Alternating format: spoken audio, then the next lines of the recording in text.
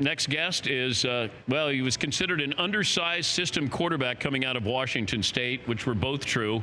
His closest comp was not an NFL quarterback. It was Uncle Rico from Napoleon Dynamite. But he and his mustache won the backup job in Jacksonville and then went on to start week 1 when Nick Foles got hurt. He went on to have an outstanding rookie year and now apparently touring the country in an RV. Not bad. Please welcome the Jags' Gardner Minshew.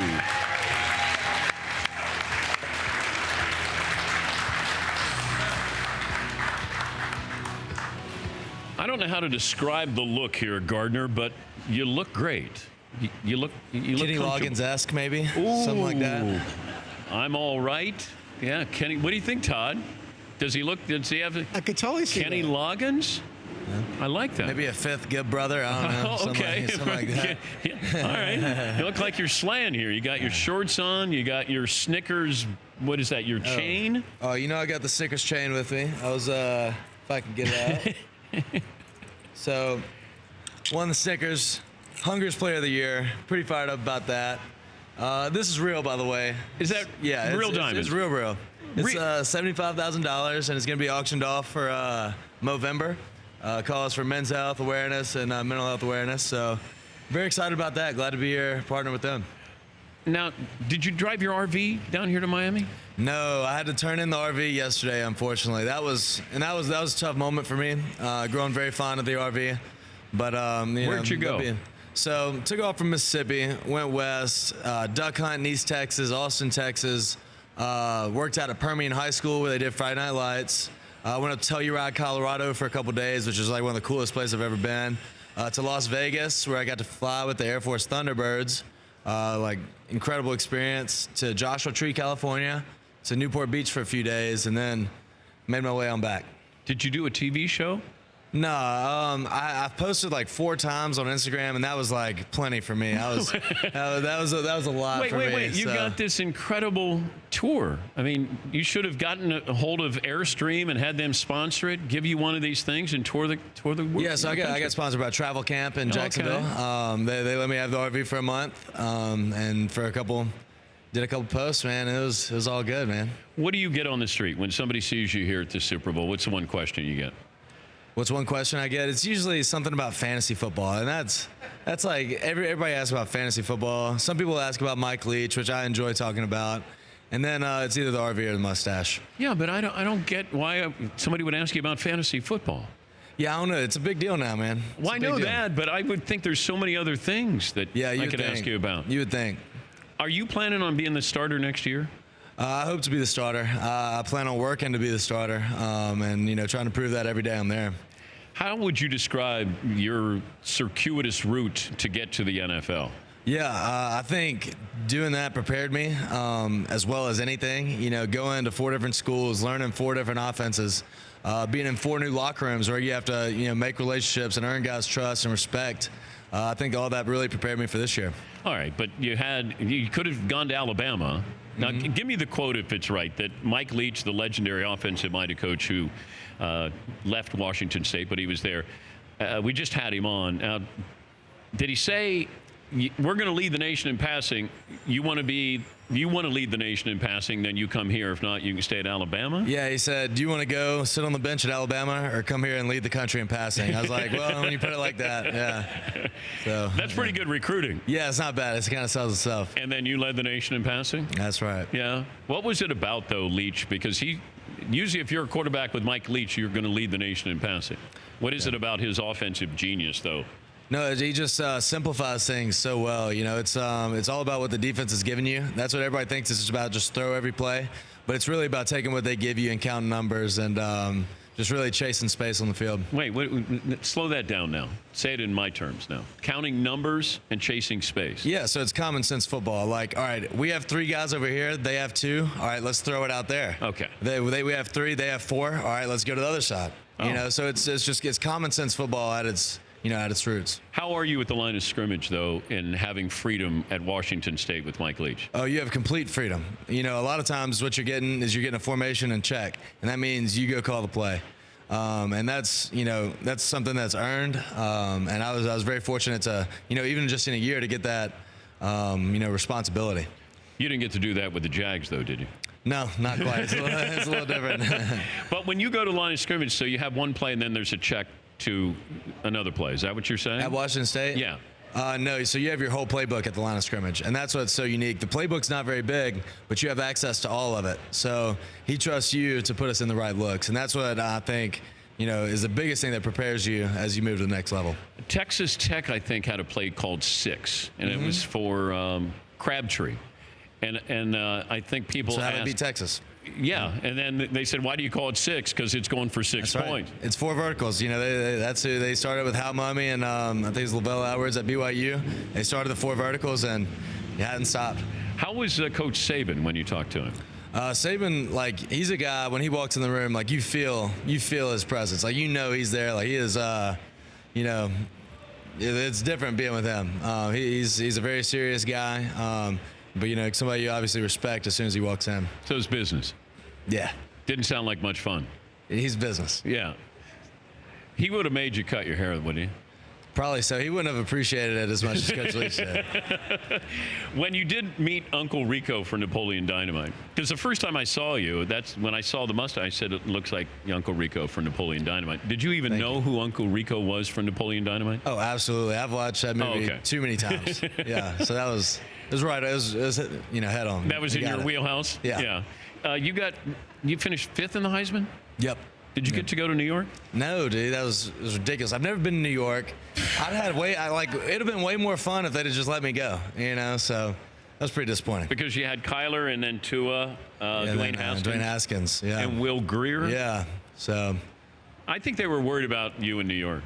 Yeah, it'd have been a real shame if I show up and steal the show, and finish 5th. So I guess I made the right call. What is Brandon, Mississippi like? Brandon, Mississippi is awesome. It's a community. First off, it's and everything's kind of around the high school. High school football there is as good as you're going to see. Packed stadium, there's tailgating. It's a big deal. Do they have a street sign for Gardner Minshew? I think that they got to sign up at the high school.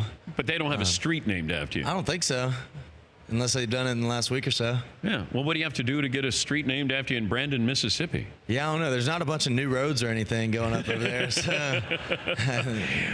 Who was the quarterback or player that you met that kind of, and I'm not going to say took your breath away, but you were like, whoa, I'm talking to who? Yeah, meeting Drew Brees after the game playing the Saints. That was really cool because he's always a guy I looked up to, because being kind of an undersized guy, I was like, all right, if he can do it, then maybe I can do it. So that was really cool. Did you ask for a jersey? No, he wasn't playing, unfortunately. So did you ask for any jerseys this year? Ooh, yeah, Demario Davis from the Saints. He played at my high school. He's from Brandon as well. So we got to do a swap, and that was really, really cool. When you look at Patrick Mahomes, he makes it look easy. Now, somebody who plays the position, it's not that easy. No. What separates Mahomes here? Yeah, I think the stuff off schedule, when he gets outside of the pocket, he's super creative and he has the arm to put it literally wherever he wants on the field. And that's, defense has to cover for so long against those guys, and it gets really, really hard. Okay, but if you're building the perfect quarterback, if I start with arm, whose arm do you want for the perfect quarterback? Yeah, I think you're taking Pat. Okay. For sure. If I want legs? Legs? I think you go Cam, right? Cam over Lamar? Oh, yeah, you probably take Lamar. Take Lamar. Ability at the line of scrimmage to process in real time? Yeah, take Peyton Manning. Really? Yeah. Where does Brady go into any of this? Yeah, no, he's definitely up there, but he's not a guy that's going to blow you away with any one physical trait, but he's just so consistent, and his mental approach to the game is as good, but if not better than anybody. What is it about Peyton, though, when because we look at quarterbacks who've changed the game, and Peyton's one of those few quarterbacks who changed the game. When you go to the line of scrimmage, and he sees what you're doing, and he knows what you're going to do, and there's nothing you could do about it, that's got to be pretty powerful. Yeah, that's just the, obsessive pursuit for greatness that he's on, the amount of time, the work that he puts in, he's going to know everything that you're doing before you do it. Could you do that if they give you total autonomy in Jacksonville? I'm working towards that. That's something I want to be able to do. But that's something, he didn't do it his rookie year. Nobody can do it their rookie year, you know. So it's a time thing, and you know, you build those hours, you put the time in, and eventually, hopefully, you get to the point of understanding where you can do that stuff. How can you be friends with somebody that you're competing with? Yeah, Nick Foles is a good guy.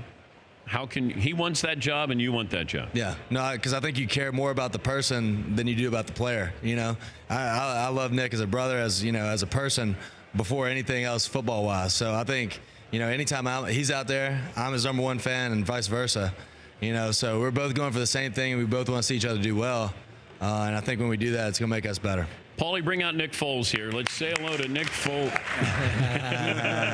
Nice. All right, I have your, I got your draft profile here. Yeah. You want to read it? Sure. Okay. Brees read it. Brees and J.J. Watt asked to keep a copy. Really? They wanted to keep that. Brees was so upset. Really? He's like, can I keep this? He goes, I'm putting this in my locker. Yeah. All right, so I'll start off. Below average height for an NFL quarterback. That's a fact. Okay. Nothing we can do there. Okay. I'm still growing though. So at the combine, I was 6 foot and 7/8, and pro day I was 6'1". So I think I'm still getting up there. So we'll see where I end up. You got taller. Yes, I'm still growing. Wow, look at you. Congrats. So benefited from a scheme that allowed an abundance of one-on-ones. Yeah, I mean, I guess you'd rather play in a bad scheme. You know, like I don't understand that. Like, yeah, man, this guy, he really played for a crappy coach. That's got to be good for him, you know. Awful game against Washington after dominating lesser defenses in conference. Yep, they were a really good team. They beat us, you know, in about 6 inches of snow. That wasn't great. Learned a lot from that game. Knows the ball will drop some on drive throws. I guess that's don't have enough arm strength. I think that's what they're saying. Yeah, it works. It works most of the time, I guess. Unlikely to run away from closing rushers. That's a little surprising. You know, that one's a little surprising because that's kind of one of my things. You know, like. Well, don't get mad at me. No. What's your what was your 40? Oh, it was like bad. It was like 4.96. Oh, okay. But you don't have to run away from him for 40 yards. You know. Only a couple of yards. Yeah. So we're good there. All right. Very little stride and drive in his release. I didn't realize we have like biomechanics majors here. Working on my throw. That's good. Scouts are concerned by perceived lack of arm strength. Leach had one of the best quotes about scouts. Wait a minute, hold on here, Gardner. Can you guys stop it? Hey! God. You know what? I think Drew Brees is coming in with a police escort. Oh my gosh. I've never heard. I've lived in New York City. I've never heard more fire trucks in the last 3 days than I have here. Golly. Damn. Okay, where were we? Before I was so rudely interrupted. Yeah. Scouts are concerned by perceived lack of arm strength. I think it was the great Mike Leach that said, scouts are bad coaches that tell good coaches who to draft. That's not my words. Those are Mike Leach's words. So was given a 5.16 prospect grade, which translates to better than average chance to make an NFL roster. I mean, that's as long as I'm better than average, you know, that could be, you know, really high, or it could be just 51. I don't know. So we'll take it. Yeah. Well, yeah. It could be. It's all stuff I know. Okay. You know, so it's okay. You know who you are. Yeah. No, for sure. Like, I'm not going to tell you, no, I'm actually 6'4". You know, no. So it's, you know, they got it for the most part. Okay. All right. You know, but they don't talk about, like, you know, intelligence or, like, accuracy. You had a great Wonderlic stuff that matters, score. You know. You had a high Wonderlic score. Yeah, that was a pretty easy test, man. They should change it up. You're joining us on behalf of Snickers, and you mentioned the chain that you have. If you hold it up again, and if you give us all of the information there. Yeah, so I got to win Snickers Hungriest Player this year. It was a great honor. This chain valued at $75,000 is going to get auctioned off for Movember, which is a great cause for men's health awareness, cancer awareness, mental health awareness, you know, stuff that really, you know, we don't like to talk about, but we probably should.